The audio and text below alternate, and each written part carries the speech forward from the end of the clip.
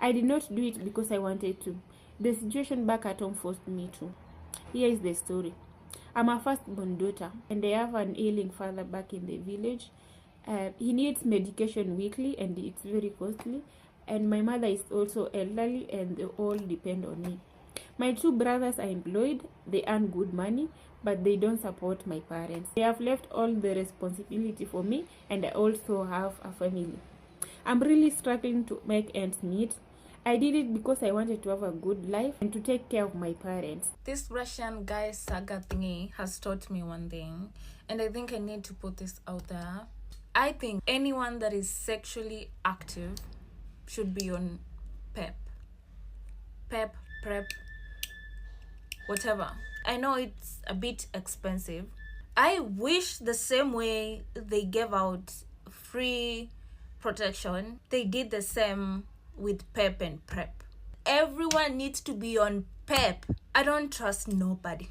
The story going on X right now about a certain individual from Russia which has come to Kenya from Ghana, and that he has been sleeping around with a lot of ladies from Mombasa. I'm not sure if the rumors are true, but what caught my attention was that he's banging meat. He has come all the way from Russia for banging meat. My friend, let me tell you, it's not about banging meat. It's about how easy it is. And why? Let me tell you, Kenya, take any chick, you talk nicely to her, she's yours. Let's say you are like me. You don't look around, you are focused on your purpose, you are focused on your business. Where? The amount of babes coming to me, if you are a Muzungu here, wow, you are hot cake. Africans and Africa is literally the only race and continent where something bad is done to them, and instead of uniting and fighting against it, you start fighting each other.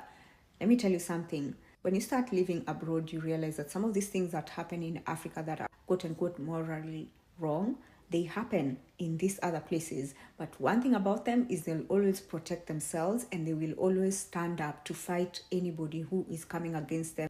And that's the point I'm trying to pass across. Clean up your own mess on your own. Come and say whatever you want to say about women to women on the side in your own country. But don't let anybody who is a foreigner, a white supremacist, someone who's racist, disrespect you. That Russian porno content creator who is busy taking advantage of innocent, unsuspecting African women, because he did this in Ghana, left Ghana, came to Kenya, and this guy is speaking unsuspecting innocent women. I know what some of you would say, consenting adults, nobody forced these women, Kenyan women are desperate. As long as you see a white man, the panties drop.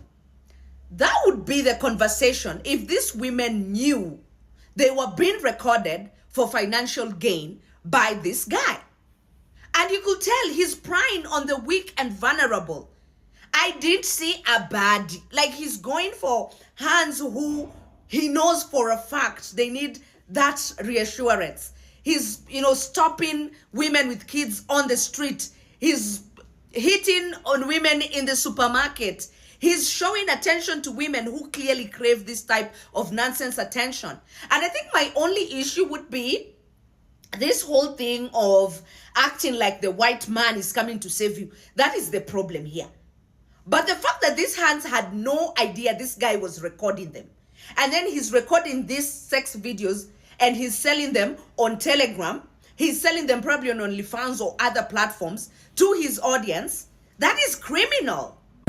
This Russian guy has Ghana and Kenya in a chokehold, so if you have met him, interacted with him in Accra or Nairobi, please contact me. A Kenyan woman who was sexually involved with the Russian guy has been found dead at her apartment in Roysambu. This woman was popularly known as Rosa. The story goes that she had gone to test herself whether she's positive or not. Apparently, she found herself positive, and we don't know whether this was a case of suicide as a result of finding herself positive, but we are yet to know about it. So stay tuned on that story. It's quite a developing sad story. So ladies and gentlemen, probably you've come across these videos circulating online about this one Russian guy who is going across our beautiful continent, that is Africa. and trying to take advantage of the vulnerable women. This is so diabolical. This person is doing something that is so out of this world, and it's so evil. As you have heard, or rather as you have seen, that this guy is literally going to, the malls, is going to approach the ladies who are working as guards and so on. And I would say, like, this is something that is so staged, managed. And from the moment, like, he approaches a lady, you will tell that this guy have, like, malicious intentions. Because I'm like, if you are a guy and you are coming to another country, why wouldn't you just approach, those ladies that you see, like, could specifically talk for themselves and all? But you see, like, this is like a type of a predator. So he already identified his victims and he knows who to tap on. For instance, you've seen this man even asking those women who have kids, this guy is going to church, asking ladies out and all. But you know what fascinates me more is I feel like I'm so disappointed today, because as an African nation, like, we don't really have to go and make joke about that. This is not something that you can just make joke about, because the people who have been taken advantage of, those are people's wives, those are people's sisters, those are people's friends. Yeah, and most of the people I've seen on TikTok are just making videos which are like, they're joking about it and so on. Guys, you tell me, like, from wherever you are, I feel like if this Russian guy would have done something like that, especially in the first world country, let's say, for example, go to Germany, go to United States of America, and then you behave like that, by this time as we talk, this guy would have been in jail. Yeah. And I'm so like, this is not it. We've seen a lot of people taking advantage of the African communities, of the African ladies, of the African people at large. But this one has crossed borders, because allegedly this person, it has been said that he's taking those sexual videos for his own videos, for OnlyFans, whatever, Telegram and so on. And remember also, these people are being recorded without consent. These ladies did not give this man consent to be recorded. And as we speak now, apparently we have one lady who was taken his life, because after she had gone to the hospital, we don't know what was the outcome. And then this girl, or rather this lady, has already succumbed to death as we talk. Yeah. So ladies and gentlemen, I'm seated here and I'm wondering why the government itself has not even spoken about the situation, because I feel like this guy should be arrested immediately. You cannot come to a people's country and then you just behave like that freely and then you talk about it. Yeah.